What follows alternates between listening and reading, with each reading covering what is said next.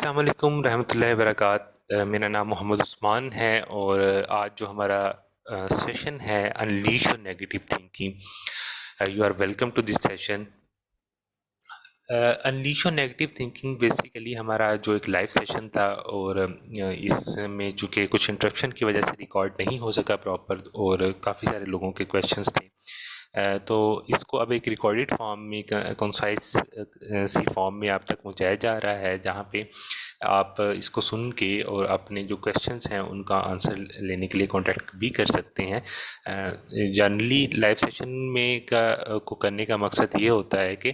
हम साथ साथ इन कॉन्सेप्ट्स को, इन आइडियाज़ को डिस्कस करते रहें और आपके फीडबैक्स और क्वेश्चंस का आंसर करते रहें। लेकिन यहाँ पे एक सहूलत है, ये आपको भी दी जा रही है कि आप इस सेशन को सुनने के बाद अगर आपको कोई क्वेश्चन है तो वो भी आप उसमें ग्रुप में, व्हाट्सएप ग्रुप के थ्रू या बाकी कॉन्टेक्ट्स के थ्रू रब्ता करके उसका आंसर ले सकते हैं। तो स्टार्ट करते हैं जी। अगेन बिस्मिल्लाहिर्रहमानिर्रहीम। अनलीश योर नेगेटिव थिंकिंग, हमारे पास जो आइडिया है वो क्या है बेसिकली कि एक बेसिक नफ्सियात का और माइंड साइंसेस में एक प्रिंसिपल पढ़ाया जाता है। और वो प्रिंसिपल क्या है कि हमारी ज़िंदगी में जो हमारी सोचें होती हैं वो उसकी वजह से हम अच्छा या बुरा फील करते हैं। और वो सोचें बेसिकली आगे जो रोल प्ले करती हैं वो हमारे एक्शंस को पॉजिटिव या नेगेटिव, हेल्पफुल या अनहेल्पफुल बनाते हैं, और वो सारी एक्शंस ही हमारे रिजल्ट्स और हमारी परफॉर्मेंसेस को डिसाइड करते हैं। तो अगर हमारी माइंड में,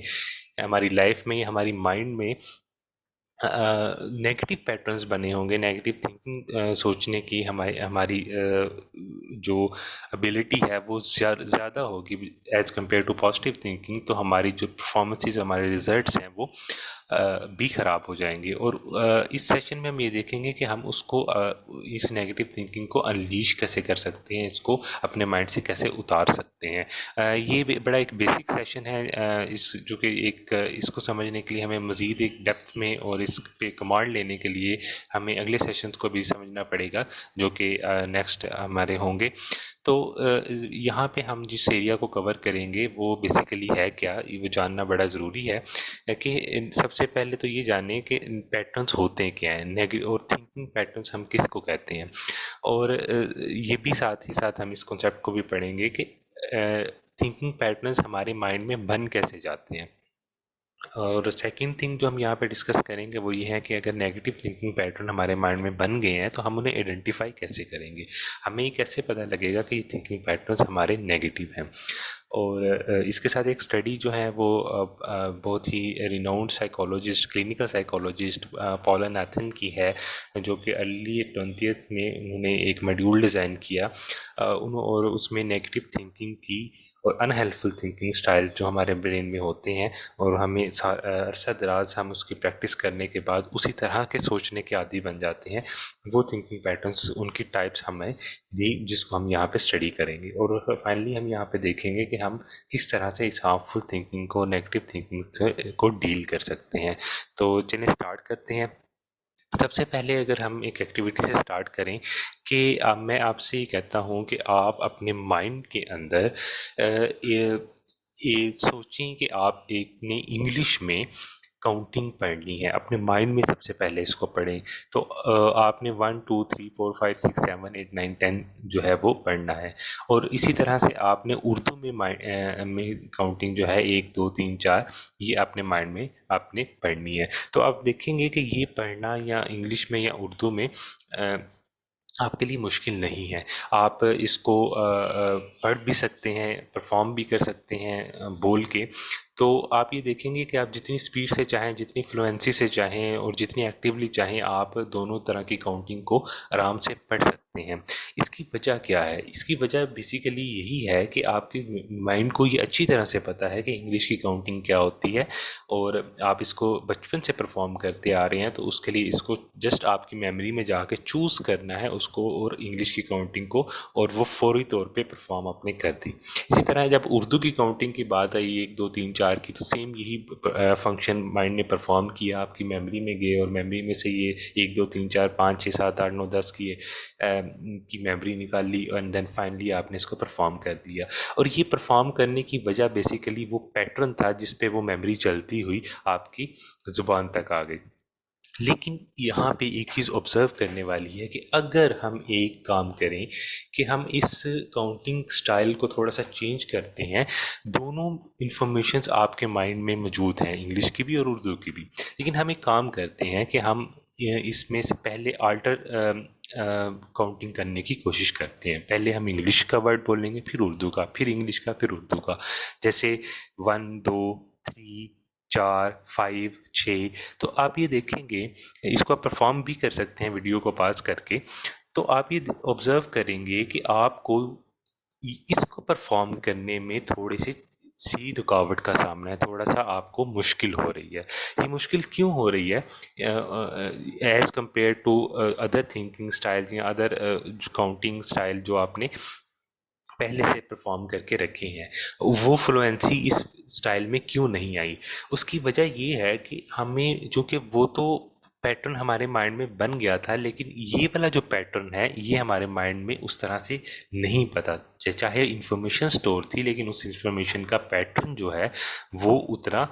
एक्टिव नहीं था, उतना इम्प्रिंट नहीं था। तो हमें वहाँ पे थोड़ा सा पास लेना पड़ा। अब जब इसको हम बार बार रिपीट करेंगे तो हम इसके भी एक्सपर्ट बन जाएंगे, हम आल्टर काउंटिंग के भी एक्सपर्ट बन जाएंगे। तो बेसिकली होता क्या है कि हमारे माइंड में थॉट्स भी ऐसे ही काम करती हैं। हमारी थॉट्स जो हमारे माइंड में आती हैं, वो जब हम कॉन्शियसली नहीं लेके आते, हम उन्हें शऊरी कोशिश से लेके नहीं आते, मगर वो सोचे बार बार आपकी माइंड में रिपीट होती रहती हैं। तो हम ये कहते हैं कि इसका एक थिंकिंग पैटर्न, इस तरह के सोचने का एक पैटर्न आपके माइंड में बन चुका है। और जैसे हमने पहले डिस्कस किया कि वो पैटर्न्स ही बाद में डिसाइड करते हैं कि हमारा बिहेवियर, हमारे एक्शंस क्या होंगे। तो यहाँ पे जो एक बात समझने वाली है, अगर हम इस बात को अंडरस्टैंड कर लें कि हम जब भी कोई नेगेटिव थॉट बार बार हमारे माइंड में रिपीट होना शुरू हो जाती है, तो इसका मतलब है कि हमें ये नेगेटिव थॉट की हमने कहीं ना कहीं उसको सोचने की आदत अपनी माइंड को दी है, एक हैबिट वहाँ पे डेवलप की है। तो अगर, और दूसरी बात ये कि मैं यहाँ पे एक नेगेटिव थॉट को भी थोड़ा एक्सप्लेन कर दूँ कि नेगेटिव थॉट वो थॉट, उसकी डेफिनेशन ये की जाएगी कि वो थॉट जो हमें अच्छा फील नहीं करवा रही। और अगर हम मायूस, उदास, बेबस, बेमकसद किस्म की फीलिंग में घिरे हुए हैं, डिप्रेस हैं और स्ट्रेस हैं, तो इससे पीछे भी वो सारी सोचें ही हैं जो मायूस करने वाली हैं, जो स्ट्रेस देने वाली हैं और जो डिप्रेस रखने वाली हैं और हमें अच्छा फील नहीं करवाने वाली। तो बेसिकली अगर हम अच्छा फील नहीं कर रहे तो इसका मतलब ये है कि हमारी जो थिंकिंग है वो भी अनहेल्पफुल है, वो भी नेगेटिव है। तो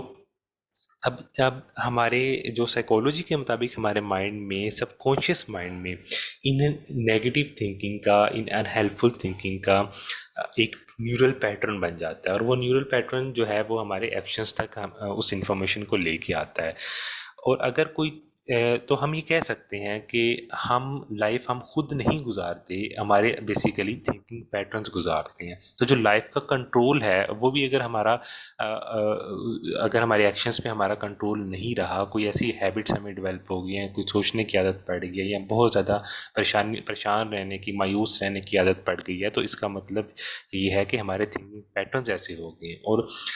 फिर वो एक अगली अपनी स्टेजेस पार करते हुए एक डिसऑर्डर की शक्ल में भी हमारी बॉडी में और हमारे माइंड में नज़र आने लग जाता है। तो ये जो पहली चीज़ हमने यहाँ पे डिस्कस करनी थी वो ये है कि थिंकिंग पैटर्न्स जो है वो क्या होते हैं। हर वो चीज़ जो हमारे माइंड में हमारे इख्तियार के बगैर परफॉर्म हो रही है, वो हमारा थिंकिंग पैटर्न ही है। और थिंकिंग पैटर्न जो है, ये इसको आप थोड़ा सा हम मज़ीद डिस्कस करते हैं कि जो भी हम बाहर की दुनिया से डाटा ले रहे हैं, एक्सटर्नल वर्ल्ड से डाटा ले रहे हैं, वो हमारे कॉन्शियस माइंड का हिस्सा बनता है। फिर और वहाँ से कुछ इन्फॉर्मेशन डिलीट हो जाती है, कुछ को हम जनरलाइज कर देते हैं पहले से मौजूद इन्फॉर्मेशन की बेस पे, और कुछ को डिस्टॉर्ट कर देते हैं। ये बेसिकली ये जो प्रिंसिपल है, ये एनएलपी का कम्युनिकेशन प्रिंसिपल है, और इसको हम मज़ीद डिटेल में आने वाले सेशंस में पढ़ेंगे। यहाँ जस्ट उसका एक बड़ा सादा सा आइडिया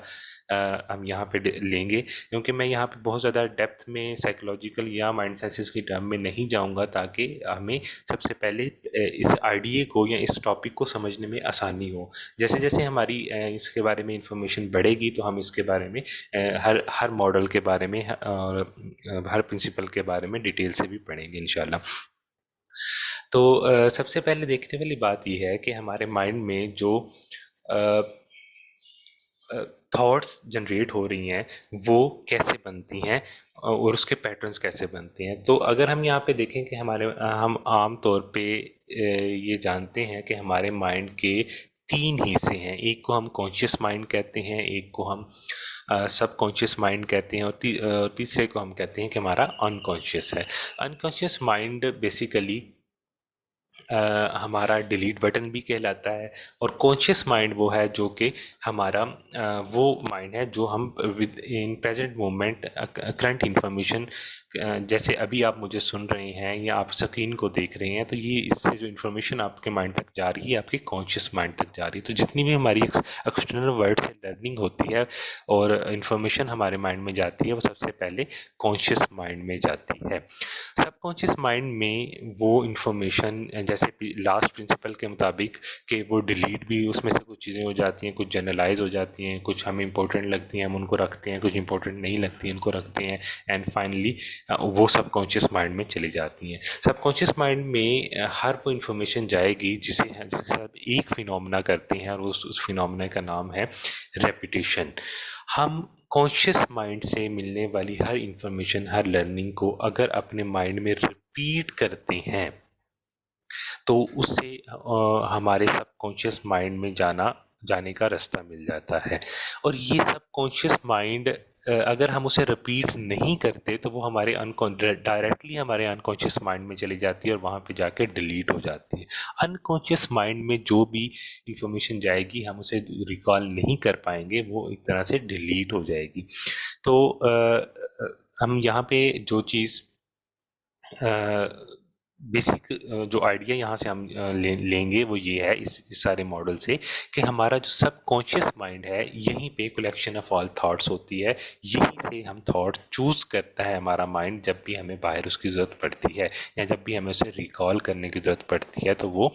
हमारी मेमोरी में स्टोर होता है। तो सबकॉन्शियस माइंड बेसिकली हमारा मेमोरी का पार्ट है, जिसमें सबसे ज़्यादा जो चीज़ डिस्कस होती है, फिनोमेना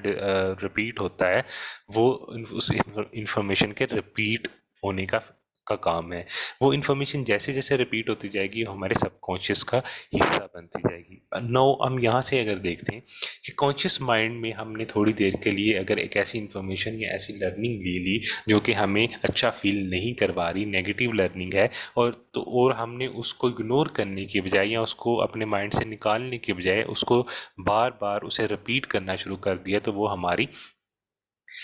सबकॉन्शियस माइंड का हिस्सा बन जाएगी। और अगर हमने उसको वहाँ पे रोक दिया, तो हमारे अनकॉन्शियस में चली जाएगी। मिसाल के तौर पे, अगर आप एक बंदा है, आपकी वो इंसल्ट कर देता है, तो आप अगर उस इंसल्ट को फील करते हुए अपने माइंड में बार बार इसे दोहराते हैं, तो वो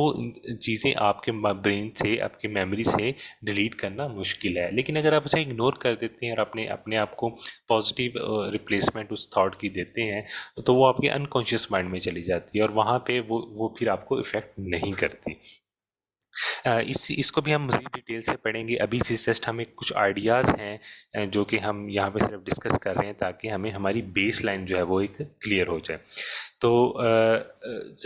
हम यहाँ पे ये देखेंगे अगले स्टेप में कि हमें ये कैसे पता चलेगा कि हमारी जो थिंकिंग है वो नेगेटिव है, या हमारे माइंड में जो पैटर्न बन चुके हैं वो नेगेटिव पैटर्न बन चुके हैं। तो इसके लिए सबसे पहले हमें यहाँ पे कुछ चीज़ें जो कि पहले हम पढ़ चुके हैं उसे मैं रिपीट कर दूँ। सबसे पहले जो हमने यहाँ पे अभी तक सीखा है वो ये है कि चीज़ें हमारे सबकॉन्शियस माइंड में चली जाती हैं। और ये प्रैक्टिस हमारी पॉजिटिव इन्फॉर्मेशन की भी हो सकती है और नेगेटिव इन्फॉर्मेशन की भी हो सकती है। जो भी चीज़ हम लर्न कर रहे हैं, जो भी चीज़ हम सीख रहे हैं, अगर हम उसकी प्रैक्टिस नहीं करते इस प्रिंसिपल के मुताबिक, अगर हम उसकी प्रैक्टिस नहीं करते तो वो हमारे अनकॉन्शियस में चली जाती है और हमें भूल जाती है। और इसके अलावा जो हम यहाँ में अभी तक जिस चीज़ के बारे में बात कर चुके हैं कि हमारे सबकॉन्शियस माइंड ही हमारा माइंड वो पार्ट है जिसमें हमारे पैटर्न्स बनते हैं, हमारी मेमोरीज बनती है। और इसी पार्ट की वजह से हमारी जो मेमोरी है या हमारी जो थॉट्स है वो बार बार रिपीट होती है। अगर हमने नेगेटिव थिंकिंग को हटाना है तो हमें नेगेटिव फीलिंग थॉट्स को अपने सबकॉन्शियस से अनकॉन्शियस में भेजना होगा। और इसमें एक काम से खुद को रोकना होगा उस वक़्त, और वो है अगेन हम उन थॉट्स को रिपीट करना छोड़ेंगे तो वो हमारे सबकॉन्शियस से अनकॉन्शियस में चली जाएंगी। जिस तरह से कॉन्शियस से रिपीट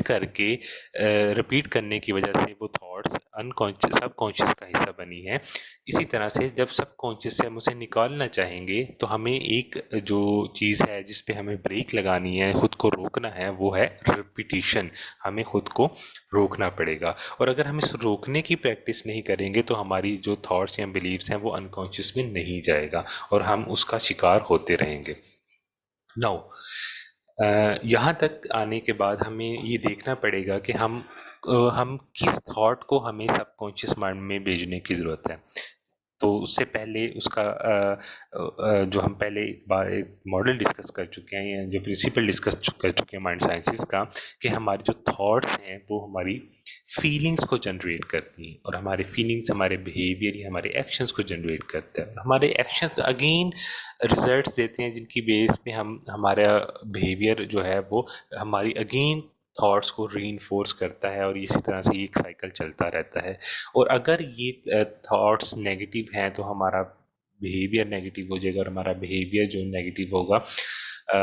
सॉरी, थॉट्स के बाद हमारी फीलिंग्स नेगेटिव होंगी और फीलिंग्स जो है वो नेगेटिव बिहेवियर को जनरेट करेंगी और नेगेटिव बिहेवियर बेसिकली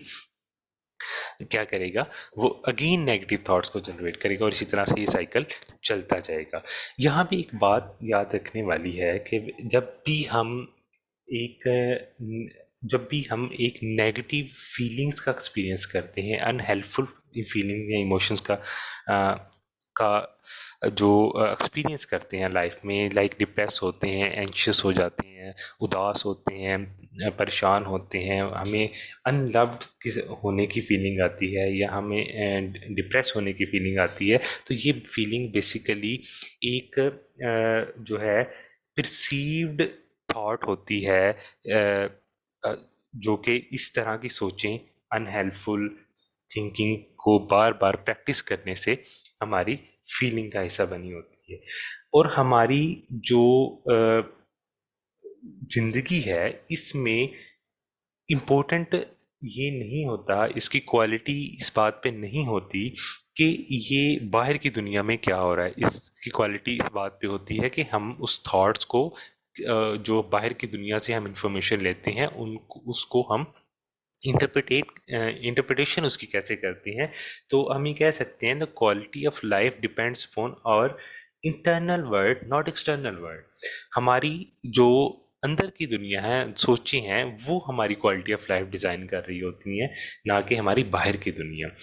बाहर की दुनिया में जो भी इवेंट होगा, हम ये हमारे पास चॉइस अल्लाह ताला ने हमें ये दी है कि हम वहाँ पे अपनी लर्निंग, अपने शऊर को इस्तेमाल करते हुए और अपनी अपनी एक जो है वो पॉजिटिव नॉलेज को इस्तेमाल करते हुए और अपने पॉजिटिव सेल्फ इमेज को इस्तेमाल करते हुए उस नेगेटिव थिंकिंग को क्या मायने देते हैं ताकि वो हमें नेगेटिव फील ना करवाए। और फीलिंग जो है वो इम्पोर्टेंट क्यों है कि अगर हम अपनी इमोशंस, अपनी फीलिंग्स के कंट्रोल में चले जाते हैं और स्पेशली जब वो नेगेटिव हैं, तो हम जो है अपनी क्वालिटी ऑफ लाइफ जो है वो उसके हाथ में दे देती हैं। If you can't think greater than how you feel then your state being stop. आपकी अपना वजूद जो है वो ख़त्म होने लग जाता है कि जब आप टोटली अपने माइंड के कंट्रोल में चले जाते हैं। तो इसलिए हमें जब हमें नेगेटिव फीलिंग आए तो हमें उस वक़्त जो सोचें हैं उससे बढ़ के सोचना है। अगर आपकी सोचें आपकी फीलिंग से बड़ी नहीं होंगी, अगर उसकी इंटेंसिटी अगर उनसे ज़्यादा फीलिंग से ज़्यादा नहीं होंगी, तो आप हमेशा अपने जज़्बात, अपनी इमोशंस के कंट्रोल में ही रहेंगे, अब उससे बाहर नहीं निकल पाएँगे। तो यहाँ पे जो इम्पोर्टेंट चीज़ है वो ये है कि हमें अपनी फीलिंग्स जब हम पे हावी होती हैं तो हमें अपनी थॉट्स को पॉजिटिव करना होगा, और वो थॉट्स जितनी ज़्यादा पॉजिटिव होंगी उतना ही जल्दी या उतना ही बेहतर तरीके से हम अपनी फीलिंग्स को हैंडल कर पाएंगे, और फीलिंग्स हैंडल हो जाने के बाद हम अपने बिहेवियर और एक्शंस और अपने रिजल्ट्स को भी चेंज कर सकते हैं। तो यहाँ तक हम 3 आइडियाज़ को अभी तक डिस्कस कर चुके हैं कि पैटर्न्स क्या होते हैं, ये कैसे बनते हैं और इनको आइडेंटिफाई कैसे कर सकते हैं। तो आइडेंटिफिकेशन में जो कोर फैक्टर है हमारा वो ये है कि अगर हमें समझ नहीं आ रही कि हमारी सोचें किस तरह की हैं, तो फीलिंग, हमारे इमोशंस, हमारे लाइक जिस टाइम हम ये कहते हैं कि मेरा ये काम करने को दिल नहीं कर रहा, आपको ये उसके प्लस माइनसेस पता हैं, आपको उसके बेनिफिट्स पता हैं, ना करने के नुकसान पता है, लेकिन फिर भी आप ये कहते हैं कि मेरा ये काम करने को दिल नहीं कर रहा, तो आप उस वक़्त एक लेज़ी फीलिंग के अंदर हैं। तो वो फीलिंग से जब तक आप बढ़ के नहीं सोचेंगे, आपकी थॉट्स बड़ी नहीं होंगी, तब तक आप उस फीलिंग को कंट्रोल नहीं कर पाएँगे। तो फीलिंग वो साइन है बेसिकली, और ऐसी बहुत सारी थॉट्स जो ऐसी बहुत सारी सॉरी फीलिंग जो हम पे हावी होती हैं, ये एक दरअसल एक साइन होता है कि हमारी थॉट्स जो है वो कैसी हैं, और यहाँ से हम उसको हैंडल कर सकते हैं। नाउ आगे चलते हैं। जब भी कोई बंदा, ये हम पहले भी इसको थोड़ा सा एक्सप्लेन कर चुके हैं कि जब भी कोई बंदा अनहेल्पफुल इमोशंस जो है लाइफ में एक्सपीरियंस करता है, लाइक डिप्रेशन है, एंग्जाइटी है, तो हम ये कहते हैं कि ये एक प्रोसीडेड थॉट्स हैं, बहुत सारी थॉट्स हैं जो नेगेटिव थॉट्स और सेल्फ स्टेटमेंट्स हैं जो हमने अपने साथ बार बार अपने माइंड के अंदर बार बार दोहराई होती हैं, जिसकी वजह से हमारे इमोशंस नेगेटिव होते हैं। और अगर जो है if often there is a pattern or to such thoughts, and we call these unhelpful thinking styles। ये सोचें जो हम बार बार सोचते हैं, ये हम इस तरह से सोचने के आदी हो जाते हैं, और हम उन कहते हैं कि ये हमारा सोचने का अंदाज है, और ये एक आदत है, हमारे माइंड को एक इस तरह से आदत पड़ जाती है किसी भी सिचुएशन के अंदर, जब वो एक्सटर्नल वर्ल्ड से कोई इवेंट होगा, मिसाल के तौर पे आप एक एक्सीडेंट को देखते हैं, और उस एक्सीडेंट के अंदर जब आपने पास में कोई एक एक्सीडेंट देखा था और उसके बाद आपने बड़ा वो उस वक्त आपको बहुत ज़्यादा हार्ट फील हुआ था, या बहुत ज़्यादा आप इमोशनल हो गए थे, और वो सेम लाइक आप अब एक्सटर्नल वर्ल्ड से दोबारा ऐसा ऐसा एक्सीडेंट या ऐसा जो कोई सीन देखते हैं, या इवन दो कि आप मूवी में भी कोई ऐसा सीन देखते हैं, तो वो सारी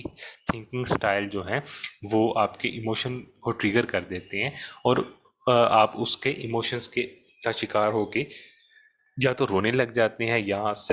ऐसे जुमले बोलने लग जाते हैं, या बहुत ज़्यादा सैड फील करना शुरू कर देते हैं। तो ये बेसिकली क्या है कि आपके माइंड ने क्या किया कि उस बाहर एक्सटर्नल वर्ल्ड्स में होने वाले फैक्टर से की बेस पे आपकी मेमोरी सबकॉन्शियस माइंड के अंदर एक पैटर्न पहले से जो मौजूद था, आप उसको उठाया और उसको आपके कॉन्शियस माइंड में ले आया, और उस आपके जो रिस्पॉन्ड था उस एक्सीडेंट पे या एक्सटर्नल वर्ल्ड के किसी भी इवेंट पे, वो आपका प्रीवियस लर्निंग, प्रीवियस फीलिंग की बेस पे होना शुरू हो गया। तो ऐसे बहुत सारे स्टाइल जो हमारे माइंड में बन चुके हैं, हम उन्हें आज यहाँ पे स्टडी करेंगे। इस स्टडी को का थोड़ा बैकग्राउंड बता दूं कि अनहेल्पफुल थिंकिंग पैटर्न बेसिकली एक मॉड्यूल है जो कि क्लिनिकल साइकोलॉजिस्ट पॉल नाइटिंगेल के जो एक क्लिनिकल साइकोलॉजिस्ट हैं और फाउंडिंग डायरेक्टर हैं एक अपनी क्लिनिकल सेंटर की, वो उन्होंने इस स्टडी को जो मज़ीद डिफ़ाइन किया है, वो बे जिस बेस पे किया है वो सीबीटी का प्रिंसिपल है। और सीबीटी का हम जानते हैं कि ये कॉग्निटिव बिहेवियर थेरेपी है जो कि प्रैक्टिकल प्रैक्टिस की बेस पे या ह्यूमन इंटरेक्शन जिसमें बड़ी ज़्यादा होती है और हम उस पे एक्सपेरिमेंट करते हैं, तो उस बेस पे एविडेंस बेस पे उन्होंने इसको डिज़ाइन किया है। सीबीटी जो है आमतौर पे हम डिप्रेशन एंग्जाइटी के पेशेंट्स के साथ उसको डील करने के लिए अप्लाई करते हैं। और सीबीटी प्रिंसिपल्स के जो है वो उनके मुताबिक ये बेस कर रही हैं डिप्रेशन और एंग्जाइटी की जो अप्रोच है किसी भी इंसान के अंदर, वो उनके प्रॉब्लमेटिक थॉट्स और बिहेवियर की वजह से है। और इन दोनों चीज़ों को स्टडी करते हुए उन्होंने इस मॉड्यूल को डिज़ाइन किया है जिसको हम स्टडी करेंगे। तो हम इसको जानने से पहले एक चीज़ को आइडेंटिफाई करें कि क्या हमारा थिंकिंग पैटर्न एक ट्रैप तो नहीं है। तो हमें हम जब ये जान लेते हैं कि हमारा थिंकिंग पैटर्न किस तरह का है, तो हम उस ट्रैप से बाहर आ जाते हैं। और वो यहाँ पे वो यही बताना चाह रहे हैं कि the ability to identify when your mind are engaged in unhelpful thinking pattern can provide a key. जब हमें ये पता चल जाता है कि हमारा जो थिंकिंग पैटर्न है, हमारे सोचने का अंदाज है, वो ठीक नहीं है और इसी वजह से हम ज़रूरत से ज़्यादा इमोशंस के का शिकार को अपने ऊपर हावी कर लेते हैं और अपनी एक्शंस या अपनी लाइफ में रिजल्ट्स प्रोड्यूस नहीं कर पाते। तो इस ट्रैप से बचने के लिए हम क्या करेंगे, ये एबिलिटी हमें इन अनहेल्पफुल थिंकिंग नॉलेज पैटर्न्स का नॉलेज लेने के बाद हमें मिल जाती है। इसमें सबसे पहले जो थिंकिंग पैटर्न है वो है black and white thinking. Black and white thinking हम ऐसी थिंकिंग को कहते हैं जो कि बेसिकली जिसमें हम अ, अ, अपने आप को ऑप्शन नहीं देते। मिसाल के तौर पे हम ये कहते हैं कि या तो चीज़ें बिल्कुल ठीक होंगी या बिल्कुल ही ख़राब हो जाएंगी। हम अपने आप को मार्जिन नहीं देते। ये एक परफेक्शनिस्ट वाली थॉट है और ऐसी थॉट्स में इम्प्रूवमेंट या न्यू लर्निंग की जो स्पेस है ये बड़ी कम होती है। तो ऐसी सिचुएशन में अक्सर हम अपने साथ ऐसा करते हैं कि या तो हम किसी को कह देते हैं कि अगर ये काम नहीं होता तो या तो ये बिल्कुल ठीक है या ये बिल्कुल गलत है। हम ग्रे शेड्स या ग्रे एरियाज़ को हम उसमें आइडेंटिफाई नहीं करते। मिसाल के तौर पे हम ये कहते हैं कि हमने अपनी डाइट को कंट्रोल करना है और डाइट को कंट्रोल करते हैं आप 3 4 5 दिन उसकी प्रैक्टिस करते हैं। छठे दिन आप उससे कुछ ऐसी मिसिंग हो जाती है या कुछ आप गलती से कुछ ऐसा खा लेते हैं जिससे आपकी वो डाइट जो है वो बैलेंस नहीं रहती। तो ऐसी थिंकिंग स्टाइल आपको कहेगी कि कोई फ़ायदा नहीं है ये डाइट करने का, फिर देखो तुमने अपने दोबारा से अपने आप के साथ ऐसा कर लिया है। और ये जो थिंकिंग स्टाइल है ये आपकी जो थोड़ी बहुत परफॉर्मेंस हुई होती है उसको भी नेग्लेक्ट करके और हमेशा परफेक्ट बनने की थॉट और हमेशा उसको 100% फॉलो करने की थॉट्स जो है वो डोमिनेट रहती हैं। तो इस वजह से इसको हम कहते हैं ब्लैक एंड वाइट थिंकिंग। या तो हम ब्लैक चीज़ों को कर देते हैं या टोटली वाइट कर देते हैं। हालांकि ऐसा नहीं है, जो आपकी थोड़ी सी परफॉर्मेंस है वो भी आपकी अचीवमेंट है। अगर आप वो काम पूरी तरह से कामयाब उसमें काम करने में नहीं हुए, लेकिन जब आपने उसके लिए जो पहले 1 2 3 बेबी स्टेप लिए वो भी आपकी उस कामयाबी का ही हिस्सा हैं। और हम उसे ये नहीं कह सकते कि हम उसमें 100% नाकाम हो गए। हम ये ज़रूर कह सकते हैं कि हम उसमें 10% कामयाब हुए। तो जब हम ये सोचते हैं कि हम उसमें 10% कामयाब हुए तो वो ग्रे शेड्स में जाती हैं और यहाँ से हमारा माइंड फिर उसमें मार्जिन डिफाइन करता है, देन न्यू थॉट्स प्रोसेस यहाँ से स्टार्ट होता है। लेकिन अगर हम ब्लैक एंड वाइट थिंकिंग में रहें और ऐसी थिंकिंग हम बहुत सारे एरियाज़ में जो है वो लाइफ के एरियाज़ में यूज़ करते हैं जहाँ पे हम चीज़ों को या तो टोटली निगलेक्ट कर देते हैं या बहुत ज़्यादा हावी कर देते हैं। तो इस थिंकिंग को हम ब्लैक एंड वाइट थिंकिंग कहते हैं। इससे बचने का तरीका ये है कि हम अपनी परफॉर्मेंस को एक स्केल पे गेज करें कि हमने इसमें कितना नेगेटिव एस्पेक्ट से बचे हैं और कितना पॉजिटिव परफॉर्म किया है, कितने ने फेलियर से बचे हैं और कितना हमने सक्सेस की तरफ ट्रैवल किया है। ये हमारा हमें ब्लैक एंड वाइट थिंकिंग से निकलने में हेल्प करेगा। जो सेकंड थिंकिंग है वो है mental filtered thinking. Filter basically जो है ऐसी चीज़ है जो जिस जिस तरह हम किसी चीज़ को एक अलहदा करने के लिए इस्तेमाल करते हैं। तो बाज़ औक़ात होता क्या है कि हमारा एक ऐसा थिंकिंग स्टाइल बन जाता है कि जिसमें हम सिर्फ़ असल पॉजिटिव एस्पेक्ट्स को किसी सिचुएशन में किसी इवेंट के पॉजिटिव एस्पेक्ट को निकाल देते हैं और हमेशा एक नेगेटिव चीज़ को फोकस करते हुए ने और एक नेगेटिव बिहेवियर या कोई भी ऐसी एक्सपीरियंस को फोकस करते हुए हम उसके पॉजिटिव सिचुएशन को या पॉजिटिव एस्पेक्ट्स को भूल जाते हैं और सिर्फ एक सिंगल नेगेटिव इवेंट की पे इतनी डिटेल से उसको देखना शुरू कर देते हैं कि हमें सारी का सारी पिक्चर ही नेगेटिव नज़र आना शुरू हो जाती है। ये बिल्कुल ऐसे ही है कि अगर कोई बंदा ब्लैक ग्लासेस लगाए और जो सन ग्लासेस लगाए और वो कहे कि हर तरफ मुझे डार्क नज़र आ रहा है, तो बेसिकली वो डार्क उसे नज़र क्यों आ रहा है, उसके उस फिल्टर की वजह से आ रहा है जो उसने अपने चेहरे पे लगाया हुआ है। तो इस बाज़ औक़ात ऐसा होता है कि हमारे पास हमारे माइंड में कुछ ऐसे मेंटल फ़िल्टर बन जाते हैं कि बाज़ औक़ात किसी ख़ास पर्सन के लिए बन जाते हैं, ख़ास तरह की सिचुएशन के लिए बन जाते हैं, ख़ास तरह के एनवायरनमेंट में बन जाते हैं। तो वो सारे मेंटल फ़िल्टर हम जो है वो यूज़ करते हुए नेगेटिव एस्पेक्ट को ज़्यादा देखते हैं और उसके पॉजिटिव एस्पेक्ट को हम टोटली इग्नोर कर देते हैं और ये एक थिंकिंग अगेन मैं कह रहा हूँ कि एक थिंकिंग पैटर्न है। जब हम इसका शिकार इस ट्रैप का शिकार हो जाते हैं तो हम अपनी ज़िंदगी में पॉजिटिव एस्पेक्ट्स को देखने के काबिल नहीं रहते। जो थर्ड है वो थिंकिंग पैटर्न है वो है हमारा जंपिंग टू कंक्लूजन थिंकिंग कि हम एक सिचुएशन एक इवेंट को देखते हैं जो हमारे सामने होता है या हम उसके बारे में सुनते हैं तो हम सबसे पहले एक जो अज्यूम कर लेते हैं कि हम इसका कंक्लूजन अज्यूम कर लेते हैं कि इसका नतीजा क्या होगा। हम ये पहले से डिफाइन कर लेते हैं अपने माइंड में कि इस तरह की सिचुएशन आमतौर पे हमें इस अंजाम की तरफ ले जाती है। तो इसमें जो दो मोस्टली यहाँ पे तरीकाकार हम अपने माइंड में यूज़ करते हैं वो एक माइंड रीडिंग का है और एक प्रिडिक्टिव थिंकिंग का है कि हम प्रिडिक्शन इस तरह की करते हैं कि इस रास्ते पे चलने से हमेशा ऐसा ही होता है तो और अभी भी ऐसा ही होगा। और माइंड रीडिंग एक है कि हमें एक तरह से इस तरह का इसकी थिंकिंग स्टाइल है जिसमें हम ये कहते हैं कि मैं जानता हूँ या मुझे पता है कि क्या होने वाला है और ये हम ऐसे स्टेटमेंट्स देते हैं जिससे हम ये जान सकें कि हम ये mind reading basically mind reading statements ही होती हैं जो कि आने वाले वक्त या आने वाले जो उसका अंजाम है कंक्लूजन है उस इवेंट का या उस एक्टिविटी का वो हमें नेगेटिव दिखाना शुरू करता है। जब हम माइंड रीडिंग इस तरह की करते हैं कि मुझे इसका अंजाम पता है, मुझे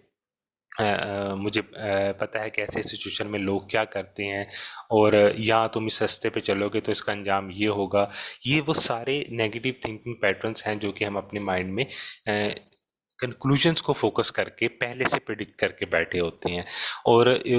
इसका नुकसान ये होता है कि जब हम खुद अपने साथ ही नेगेटिव माइंड रीडिंग करते हैं या प्रिडिक्टिव थिंकिंग करते हैं या किसी दूसरे के साथ करते हैं तो हमारी इनिशिएटिव लेने की सलाहियत या उसकी एबिलिटी वो कम हो जाती है। हम उस पे क्रिटिक बाज़ औक़ात इतने ज़्यादा हो जाते हैं कि हम उस पे इनिशिएटिव लेना या उसकी तरफ जाना भी छोड़ देते हैं। जो फोर्थ हमारे पास थिंकिंग स्टाइल है वो है पर्सनलाइजेशन का। पर्सनलाइजेशन बाज़ का इस तरह का फिनोमेना होता है कि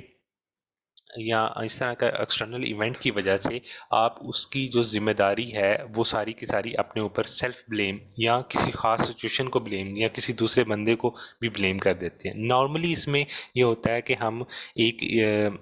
इवेंट में फ़र्ज़ करें आपने कहीं जाना था और आप 5 मिनट उसमें लेट हुए और उसकी वजह से आपकी गाड़ी मिस हो गई और गाड़ी मिस होने की वजह से आपकी जो है वो आपने जो एग्ज़ाम देना था वो उसमें आप थोड़ा सा लेट पहुँचे। तो आप इसकी ओवरऑल एक अगर ये माइंड में ये एक पैटर्न चलाएंगे कि ये सारा कुछ मेरी वजह से हुआ है या तो आपका कभी भी जो आने वाली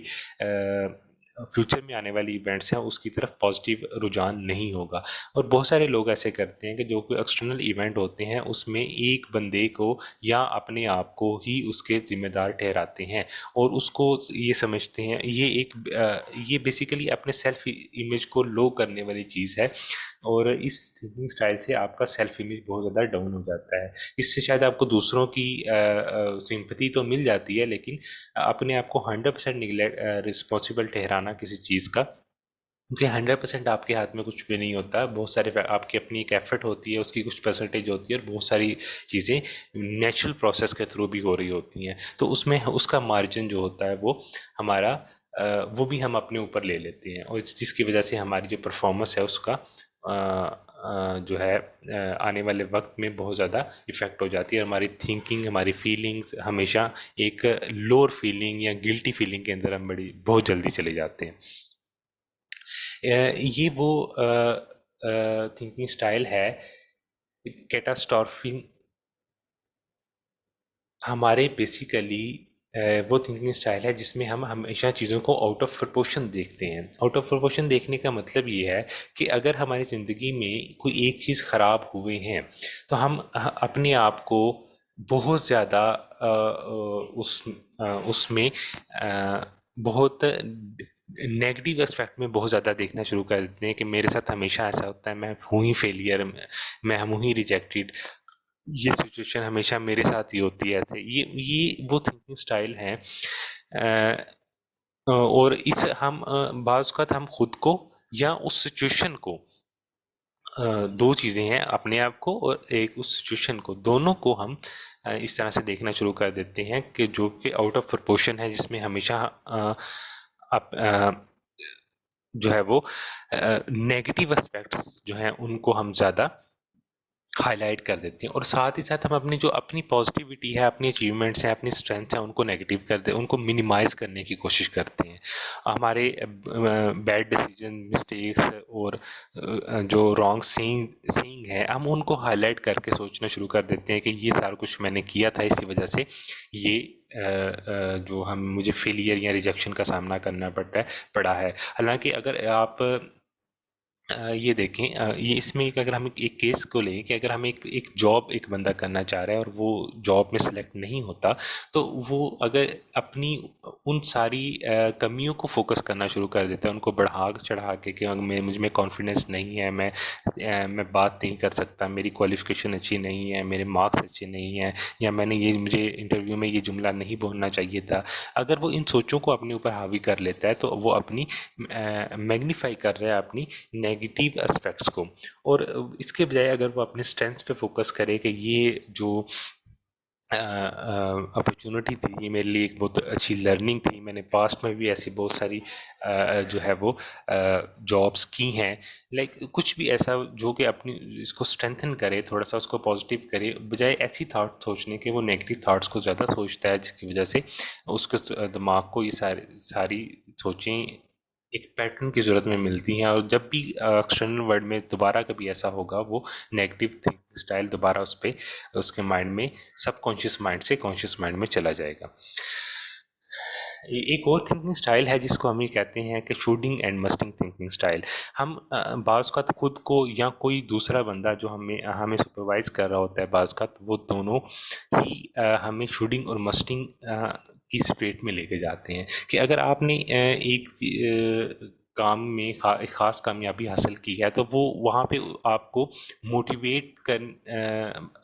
करने के लिए, उसको आपको आपके टारगेट से ऊपर जाने के लिए हमेशा कहता रहेगा। मिसाल के तौर पे अगर आप 5 किलो वज़न उठा सकते हैं, तो वो आपको कहेगा, या आप खुद को कहेंगे कि 5 किलो उठाने का कोई फ़ायदा नहीं होता, ये तो सभी उठा लेते हैं, और तुम्हें 10 किलो वज़न उठाना चाहिए। तो हम बाज़ औक़ात ये समझते हैं कि ये जुमले हमें मोटिवेट कर रहे हैं। ये बहुत बड़ी एक मिसकंसेप्शन है। शूडिंग और मस्टिंग वाले जो जुमले हैं, ये हमें मोटिवेट नहीं कर रहे होते, ये बाज़ औक़ात हमारे सेल्फ इमेज को भी लो कर देते हैं। इसमें इसकी कॉमन एग्ज़ाम्पल ये है कि हम जब हम खुद या अपनी स्टूडेंट लाइफ में, या कोई बच्चे को देखते हैं कि वो मार्क्स लेके आया है, तो उसने एक एवरेज मार्क्स हैं या अच्छे भी मार्क्स नहीं है, तो हम कहते हैं कि नहीं, तुम्हारे 80 मार्क्स नहीं, तुम्हारे 90 मार्क्स होने चाहिए थे, और तुम्हें मज़ीद मेहनत करने की ज़रूरत है, तुम्हारे 90 मार्क्स हैं तो तुम्हें 95 मार्क्स लेने चाहिए। हम ये समझ रहे हैं कि हम उसे मोटिवेट करें, लेकिन ये बेसिकली एक नेगेटिव थिंकिंग स्टाइल है, जो कि खुद को और दूसरों को भी मुतासिर करता है। और जो इन फ्यूचर जो है हमें हमेशा हम चीज़ों को उस इसी एंगल से देखना शुरू करेंगे। मार्क्स लेना या एक दौड़ में एक कंपटीशन जीतना शायद उस एक ख़ास सिचुएशन के लिए ख़ास इवेंट के लिए ये बात ठीक हो, लेकिन हम हमारे माइंड को जब बार बार इसकी आदत पड़ चुकी होती है तो वो हर तरह के इवेंट में खुद को और दूसरों को इसी नज़र से देखना शुरू कर देता है, जो कि नेगेटिव थिंकिंग पैटर्न है। एक और थिंकिंग पैटर्न है जिसे हम ओवर जनरलाइज थिंकिंग पैटर्न कहते हैं। जनरलाइजेशन या ओवर जनरलाइजेशन बेसिकली क्या है कि आपने एक कॉमनली जुमले सुने होंगे जिसे हम कहते हैं कि मेरे साथ हमेशा ऐसा होता है, हमेशा अमीर लोग धोखा करते हैं, हमेशा जो है वो गरीब बंदे की इज़्ज़त नहीं होती, हमेशा रिश्वत से ही काम होता है। ये बाज़ औक़ात हम ऐसे जुमले बोलते हैं जो जनरलाइज जुमले हैं, और वो किसी ख़ास इवेंट की वजह से हम तक आ चुके होते हैं, और हम उसको हमेशा अप्लाई उस सिचुएशन में या उस तरह की सिचुएशन में करने लग पड़ती हैं। अगर हम ये कहते हैं कि यू ऑलवेज़, हम किसी को ब्लेम करते हैं या अपने आप को ब्लेम करते हैं, ये या एवरीवन या समवन, ये सारी चीज़ें बेसिकली ओवर जनरलाइज करने की एग्जांपल्स हैं। और ओवर जनरलाइजेशन का नुकसान ये होता है कि हम फिर मेंटल फिल्टर की तरह हम उस सिचुएशन को, उस इवेंट को हम एक ख़ास तरह के स्कूल ऑफ थॉट में डाल के छोड़ देते हैं, और उस पर बाज़ वक़्त काम नहीं करते हैं, या उस अपनी परफॉर्मेंस उसकी वजह से ख़राब कर लेते हैं। एक और थिंकिंग स्टाइल है जिसे हम कहते हैं labelling thinking style. Labels basically क्या है कि अगर हमें एक स्पेसिफिक बिहेवियर के अंदर किसी से वास्ता पड़ा है, तो हम उसको उसी तरह का बिहेवियर का या उसी तरह की उसकी रिजल्ट्स को देखते हुए उसको लेबल कर देना। मिसाल के तौर पे अगर अगर आप एक शॉपकीपर हैं और आपके पास एक आदमी आया है जो कि मिसबिहेव करके गया है, तो आपने एक दफ़ा उस इवेंट के बाद ये समझ लिया कि ये इंसान जो है, ये इंसान एज ह्यूमन बीइंग ही ठीक नहीं है। हालांकि ऐसा भी हो सकता है कि उस वक्त वो किसी ख़ास सिचुएशन का शिकार हो, तो इसे हम कहते हैं लेबल करना। तो बाज़ का हम पूरी पिक्चर को देखे बगैर एक ख़ास सिचुएशन या ख़ास कंडीशन के अंदर या किसी इंसान को या ख़ुद को भी बाज़ का देखते हैं, और फिर हम लेबल कर लेते हैं कि मैं हमेशा ऐसे ही करता हूँ, या मैं हूँ ही ऐसा, और या दूसरा बंदा जो है या वो भी हमेशा ऐसे ही करता है, तो इसका मतलब है कि ये ऐसे ही ओवर जनरलाइजेशन की भी ही एक एडवांस फॉर्म है कि हम उसको वहाँ पे लेबल कर देते हैं कि ये चीज़ है ही ऐसी। जैसे एक अक्सर जुमला कहा जाता है कि जो बुरा इंसान होता है वो बार बार उसे कहने से बुरा बनता है, तो क्योंकि उस पर वो लेबल उसके माइंड में, उसके इनर सेल्फ में जो लेबल लग चुका होता है, वो उस चीज़ का जिसको आप टैगिंग भी कह सकते हैं, ये टैग या लेबल हमें अपने बारे में या दूसरों के बारे में हमेशा एक ख़ास फ़िल्टर के थ्रू देखने की कोशिश करते हैं। जब किसी आपके माइंड में या किसी दूसरे के माइंड में आपके बारे में या आपकी किसी ख़ास सिचुएशन के बारे में एक लेबल लगा हुआ होगा, तो आप कभी भी उससे बढ़ के नहीं सोचेंगे, और हमेशा वो लेबल आपके सामने रहेगा। और जब भी आप उस ख़ास पर्सन को या ख़ास इवेंट को देखेंगे या ख़ुद को उस ख़ास सिचुएशन के अंदर देखेंगे, तो आप उसमें इनकॉम्पिटेंट या ख़ुद को अनकॉन्फिडेंट फील करेंगे।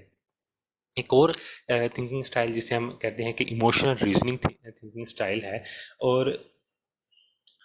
इसमें हम अपने आप को या दूसरों को उस सिचुएशन में देखते हैं जिसमें हम एक ख़ास फीलिंग का शिकार होते हैं, और बाज़ का उस फीलिंग में मिसाल के तौर पे the only evidence that something bad is going to happen is that you feel like something is bad is going to happen। मिसाल के तौर पे कि हम ये सोचना शुरू कर देते हैं क्योंकि मुझे ऐसे लग रहा है कि मैं अपनी एक नेगेटिव फीलिंग का शिकार हूँ या मैं खुद अनसर्टेनिटी का शिकार हूँ, तो मैं ये सोचना शुरू कर दूंगा कि कुछ बुरा होने वाला है। तो तो ऐसी थिंकिंग बेसिकली इमोशनल रीजनिंग है कि आप अपने किसी इमोशन के अंडर हैं और आप फ्यूचर प्रिडिक्ट कर रहे हैं, या अपने आप को या किसी दूसरे को या किसी एक्सटर्नल इवेंट को आप ये प्रिडिक्ट कर रहे हैं कि ऐसे ये बुरा होगा या ये ऐसा होगा या ये मेरे साथ अच्छा नहीं होगा। तो ये थिंकिंग स्टाइल बेसिकली हम बाज़ का इसको एक इंट्यूशन वाली साइड पे भी ले जाते हैं, लेकिन बेसिकली ये क्या है, हमारी माइंड की जो मैपिंग के मुताबिक ये एक नेगेटिव थिंकिंग स्टाइल है। इसीलिए हमें अच्छा गुमान, अच्छा यकीन रखने की और अच्छी थॉट्स रखने की जो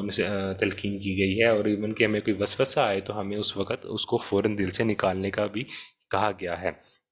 ताकि आप उस फीलिंग्स के अंडर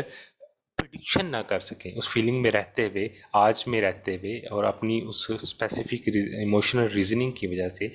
आप अपने फ्यूचर को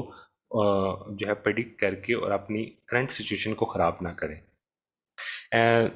लास्ट जो हमारे पास यहाँ पे एक थिंकिंग स्टाइल है, उसे हम कहते हैं कि discounting the positive thinking style. ये वो थिंकिंग स्टाइल है जिसके अंदर हम अपने जो पॉजिटिव थिंकिंग एस्पेक्ट्स हैं उनको हम कट करते जाते हैं, उनको हम जो है वो डिस्क्वालीफाई करते जाते हैं, और किसी दूसरे के थिंकिंग जो पॉजिटिव थिंकिंग पैटर्न जो सॉरी पॉजिटिव थिंकिंग एट्रीब्यूट्स हैं उनको हम ज़्यादा मैग्नीफाई करते हैं, और अपने आप को वहाँ पे एक्सप्लेन करने की कोशिश करते हैं अपनी पॉजिटिविटी को डिस्क्वालीफाई करके या किसी दूसरे की पॉजिटिविटी को बहुत ज़्यादा मैग्नीफाई करके। तो ये वो थिंकिंग स्टाइल है जिससे हमें जो है वो बचना चाहिए, क्योंकि इसमें हम जब एक ख़ास लेवल पे अपने आप को अच्छा फील नहीं करवाते और अपनी पॉजिटिव एस्पेक्ट्स को भी ड्रेन करते रहते हैं, तो हमारा सेल्फ इमेज बहुत ज़्यादा लो हो जाता है और हम जो है किसी दूसरे के इन्फ्लुएंस में बड़ी जल्दी आ जाते हैं। ये थिंकिंग स्टाइल है, आप इनको इस को सर्च भी कर सकते हैं। ओवरऑल जो अभी तक हमने डिस्कस किए हैं, तो इसमें हम जो मेन आइडिया है इन थिंकिंग स्टाइल्स को अंडरस्टैंड करने का, उसको देखते हुए हम आगे चलते हैं कि अब ये वो इन्फॉर्मेशन है या वो स्टाइल्स हैं जिनके बारे में हमने जाना है कि 10 तरह से इंसान सोचता है, और वो ये सोचें उसके दिमाग में किसी ना किसी तरह एक्सटर्नल इवेंट्स के जरिए पैटर्न बन जाते हैं, और ये पैटर्न्स हमारे सबकॉन्शियस और हमारी मेमोरी का हिस्सा बन जाते हैं, और वो मेमोरी जब हमारे एक्सटर्नल बिहेवियर या एक्सटर्नल इवेंट में कुछ ऐसा, एक्सटर्नल वर्ल्ड में कुछ ऐसा होता है, तो वो हमारी मेमोरी एक थिंकिंग पैटर्न को, ख़ास तरह के थिंकिंग पैटर्न को उठाती है और हमारे सामने ला के रख देती है, और हम उसके मुताबिक परफॉर्म करना शुरू कर देते हैं। एडवर्ड डी बोनो जो के थिंकिंग पे बहुत ज़्यादा इसने काम किया है, और लिटरल थिंकिंग और जो क्रिएटिव थिंकिंग पे इसने बहुत ज़्यादा काम किया है। इसके मुताबिक creativity involves breaking out of established patterns in order to look a thing in a different way। अगर आप इन पैटर्न्स को, जो भी हमने नेगेटिव पैटर्न डिस्कस किए हैं, इनको ब्रेक करने और इनको एनालाइज करने के काबिल हैं, तो यहाँ से हमारी क्रिएटिविटी जन्म लेती है, और हम इससे हट के कुछ करते हैं। जो जैसा सब लोग कर रहे हैं हम वैसा नहीं करते, जैसा सब लोग खास सिचुएशन में रिस्पॉन्स देते हैं हम वैसा नहीं देते, हम उससे हट के डिफरेंट रिस्पॉन्ड देते हैं। तो सबसे, अगर आपके सामने ऐसी कोई सिचुएशन आए जो कि नेगेटिव सिचुएशन है, या एक्सटर्नल वर्ल्ड में कोई ऐसा इवेंट हो जो कि नेगेटिव है, और आप उसको, वो आपको, आपका मूड ख़राब कर सकता है, आपको अच्छा फील नहीं करवाता, और या आपका कोई लॉस हो गया, आपको किसी फेलियर का सामना है, या इवन कि आप डिप्रेस हैं, परेशान हैं, एंग्जाइटी का शिकार हैं और किसी ख़ास सिचुएशन की वजह से हैं, तो सबसे पहले आपने आप से